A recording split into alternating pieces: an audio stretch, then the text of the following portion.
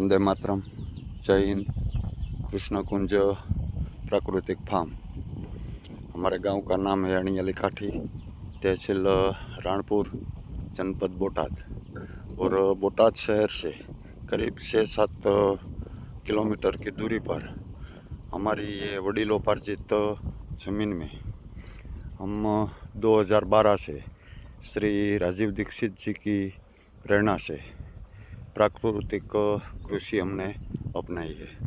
2012 से हमारे इस फार्म पर हमने ना कोई रासायनिक खाद का यूज़ किया है, ना कोई पेस्टिसाइड, ना फंगीसाइड, ना वीडीसाइड यानी कि खरपतवार नाशिका हमने 2012 से कोई यूज़ हमारे फार्म पर, ये 4 एकड़ का हमारा फार्म है, उसमें कोई यूज़ नहीं किया है।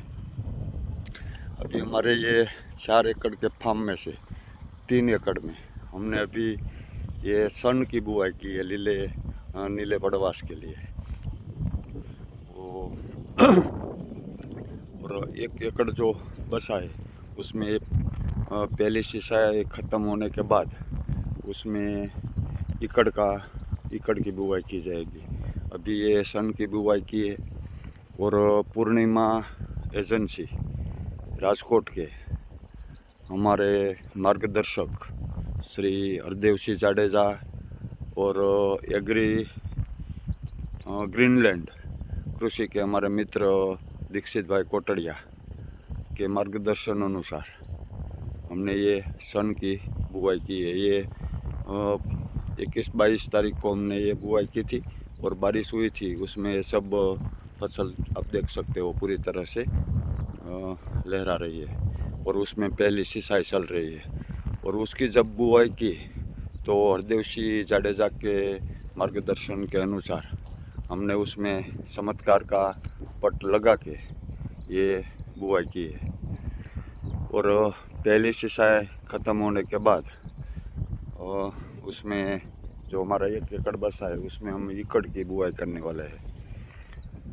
ये फसल 40-50 दिन की हो जाएगी तो उसे मिट्टी में मिलाकर उसको आने वाली जो बारिश की सीज़न है उसमें जो हम फसल लगाएंगे उसमें ये खाद निर्माण करके धरती माता हमें प्रदान करेगी। हमने ये हमारी अगली फसल एक गेहूँ की कटाई की तो उसकी पराली कई इलाके में बोलते हैं, भूसा कई इलाके में बोलते हैं। और जो किसान है उसको वेस्ट समझ के उसको जला देते हैं। इसी वजह से हमारे प्राकृतिक खेती को या कृषि में जो धरती माता की उर्वरा शक्ति नष्ट हो गई है। बाद में जब बारिश की मौसम आती है और नई फसल लगती है तो किसान हद से ज़्यादा रासायनिक खाद यूज़ करके ये धरती माता की जो उर्वरा शक्ति है उसे नष्ट कर दिया है। हमने 2 बार रोटावेटर मिला के ये पराली भूसा जो कहो वो और किसान के लिए भी वेस्ट है लेकिन हमारे लिए बेस्ट है। हमारे यहाँ पे वो धरती माता ने जो हमारी फसल थी किसान की वो गेहूं का उत्पाद हमें दे दिया। बाद में जो ये भूसा पराली ये बसा ये हमने 2 बार रोटावेटर चला के मिट्टी में मिला दिया और उसमें ये सन की बुआई की तो वो पूरा खाद बनकर हमारी बारिश के मौसम में जो फसल लगेगी उसमें धरती माता हमें खाद का निर्माण करके हमें खाद की पूर्ति में प्रदान करेगी। हर किसान को ये भावना अपनानी चाहिए कि ये धरती माता तेरा तुझको अर्पण।